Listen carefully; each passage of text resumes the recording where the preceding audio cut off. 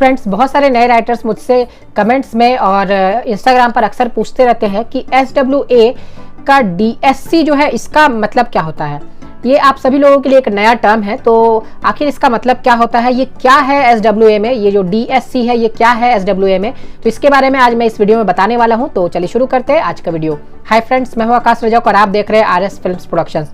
Friends, अगर आप हमारे चैनल पर नए हैं तो इसे सब्सक्राइब जरूर कर लीजिए और मुझे इंस्टाग्राम पर भी फॉलो कीजिए। इंस्टाग्राम में फॉलो करने के लिए आपको इस वीडियो के डिस्क्रिप्शन में एक लिंक मिल जाएगी और आप मुझे एक और चैनल है उस पर भी आप मुझे सब्सक्राइब जरूर कर लीजिए। उस चैनल का नाम है बॉलीवुड को जानो।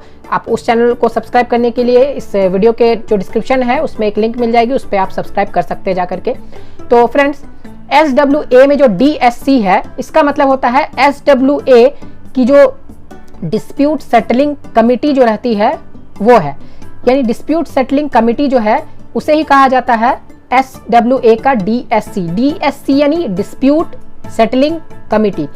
तो देखिए, होता क्या है कि जब एक राइटर अपने स्क्रिप्ट को लिखता है और वो उसे रजिस्टर करवा लेता है SWA में और उसके बावजूद कोई उस स्क्रिप्ट को चुरा लेता है, कोई प्रोड्यूसर चुरा लेता है या कोई और राइटर चुरा लेता है या कोई डायरेक्टर चुरा लेता है, तो कोई भी उस स्क्रिप्ट को चुरा लेता है, तो क्या होता है कि जो ओरिजिनल राइटर है यानी जिसने उस स्क्रिप्ट को लिखा है और जो मान लीजिए कि उसका ओरिजिनल जिसका क्रिएशन है, जिसने स्क्रिप्ट को लिखा है, जिसके पास रजिस्टर्ड है वो, तो वो क्या कर सकता है, वो जा सकता है कंप्लेन करने के लिए जो SW है यानी जो स्क्रीन राइटर्स एसोसिएशन है उसके DSC के पास यानी डिस्प्यूट सेटलिंग कमिटी के पास।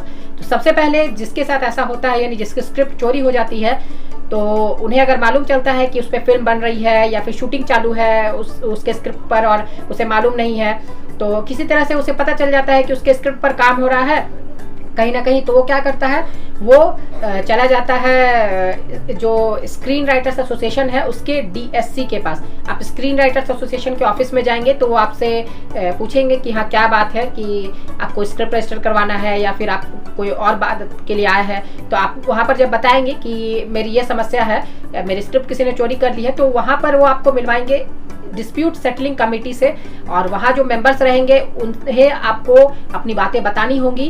तो क्या होगा कि आप जब अपनी बातें उन्हें बताएंगे तो फिर आप जब केस फाइल करेंगे कोर्ट में, तो फिर जो डिस्प्यूट सेटलिंग कमेटी है वो आपको आपका हक दिलाएगी, यानी आपके साथ वो स्टैंड करेगी, आपको सपोर्ट देगी कि हाँ ये स्क्रिप्ट जो है वो रजिस्टर्ड है आपके नाम पर। तो ये कैसे उन्हें पता चलेगा कि आपके नाम पर रजिस्टर्ड है, तो ये आपका ओरिजिनल क्रिएशन है।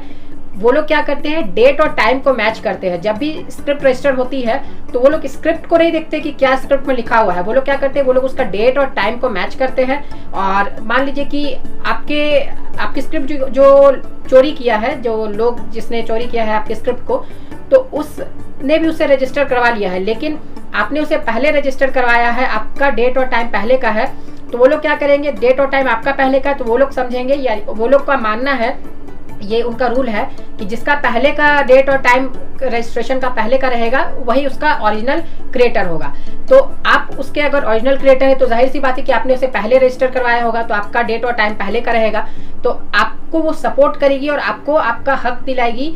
जो चोरी हुआ है तो हो सकता है वो आपको हक दिलाए कि आपको फिल्म में क्रेडिट दिया जाए या फिर उस फिल्म की शूटिंग वो रुकवा देते हैं। सबसे पहले तो वो फिल्म की शूटिंग रुकवा देते हैं, उसके बाद फिर अगर वो लोग राजी हो जाते हैं टर्म्स एंड कंडीशंस में कि वो आपका क्रेडिट देंगे या फिर आपको पैसे भी देंगे, तो ये सभी चीज़ें पे वो राजी हो जाते हैं तो ठीक है, वरना नहीं होते हैं तो फिर क्या होता है कि फिर मामला जो है वो कोर्ट पे चला जाता है और फिर कोर्ट में भी वो स्क्रीन राइटर्स एसोसिएशन के जो DSC है वो आपको बिल्कुल सपोर्ट करते हैं और फिर आपका केस जो है बिल्कुल मजबूत हो जाता है और आप केस जीत जाते हैं। और उसके बाद फिर क्या होता है कि आपको आपका हक मिल जाता है, यानी आपको जो क्रेडिट है फिल्म में, पहले बात तो फिल्म की शूटिंग रुक जाती है कुछ दिनों के लिए, उसके बाद जब पूरा डिसीजन आ जाता है तो फिर जो क्रेडिट है फिल्म में आपको क्रेडिट दे दिया जाता है, आपका नाम मिलता है फिल्म में कि आपने ये लिखा है और उसके बाद फिर आपको पैसे भी दिए जाते हैं। तो आपको समझ में आ गया होगा कि जो स्क्रीन राइटर्स एसोसिएशन है उसका DSC का काम क्या होता है। DSC यानी जो झगड़ों को सॉल्व करता है, राइटर्स के बीच के झगड़ों को या प्रोड्यूसर और राइटर के बीच के झगड़ों को सॉल्व करता है। तो यही है स्क्रीन राइटर्स एसोसिएशन का DSC, वो आपको हमेशा सपोर्ट करेगा जब भी आप मुसीबत में पड़ेंगे स्क्रिप्ट को लेकर के। तो अगर मान लीजिए कि अभी जैसे लॉकडाउन का पीरियड है, अगर अभी आपको इस तरह का काम करना है तो अभी तो स्क्रीन राइटर्स एसोसिएशन बंद है, तो अभी आपको क्या करना होगा, कुछ दिन आपको वेट करना होगा, या फिर आप क्या कर सकते हैं, SWA को आप ईमेल कर सकते हैं उनके ईमेल आईडी पर। तो अभी इस लॉकडाउन पीरियड में अगर आपके पास से कुछ ऐसी समस्या होती है तो आप उन्हें ईमेल कर सकते हैं, ईमेल कीजिए आप उन्हें, और फिर ईमेल करके अपनी समस्या बताइए। ईमेल करने के बाद जब आप इस तरह की बातें बताएंगे तो वो खुद आपको कांटेक्ट करवा देंगे SWA के DSC के साथ। और फिलहाल अगर ऐसी कुछ मामला होती है तो फिर आपको अभी तो वेट करना पड़ेगा ही, क्योंकि अभी लॉकडाउन का पीरियड है, अभी ऑफिसेज जो है वो बंद है। तो उम्मीद है कि आपको बातें समझ में आ गई होंगी। तो जल्दी से कर दीजिए वीडियो को लाइक और शेयर पूरे अच्छे से कीजिए, ताकि सभी नए राइटर्स को इसके बारे में पता चले और उन्हें जो DSC है उसके बारे में भी पता चल जाए। तो जल्दी से कर दीजिए वीडियो को लाइक और शेयर। फिर मिलते हैं हम लोग एक नए वीडियो के साथ, तब तक के लिए बाय बाय। अगर आप प्रोफेशनल तरीके से स्क्रीन प्ले राइटिंग सीखना चाहते हैं तो आप फिल्म राइटर डायरेक्टर आकाश रजक द्वारा लिखी गई इस पुस्तक को जरूर पढ़ें। इस पुस्तक का नाम है कॉन्सेप्ट से स्क्रीन प्ले तक का सफर। इस पुस्तक में आपको concept, one liner story, screen play कैसे लिखी जाती है ये बताया गया है और सबके सैंपल्स भी दिए गए हैं।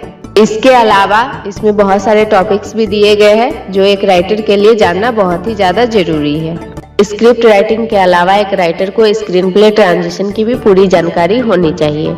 स्क्रीन प्ले ट्रांजिशन पर भी एक बुक है जिसका नाम है A to Z screen play transition. इस बुक में सभी तरह के स्क्रीन प्ले ट्रांजिशन को विस्तार से बताया गया है, जैसे fade in, fade out, dissolve to, intercut, jump cut आदि। स्क्रिप्ट राइटिंग और स्क्रीन प्ले ट्रांजिशन दोनों ही बुक खरीदने के लिए लिंक आपको इस वीडियो के डिस्क्रिप्शन बॉक्स में मिल जाएंगे। आप इन दोनों बुक्स को जरूर खरीद कर पढ़ें। दोनों ही बुक के प्राइसेस बहुत अफोर्डेबल हैं। आप इस बुक को खरीदने के बाद अपने मोबाइल, लैपटॉप या कंप्यूटर में आसानी से पढ़ सकते हैं। धन्यवाद।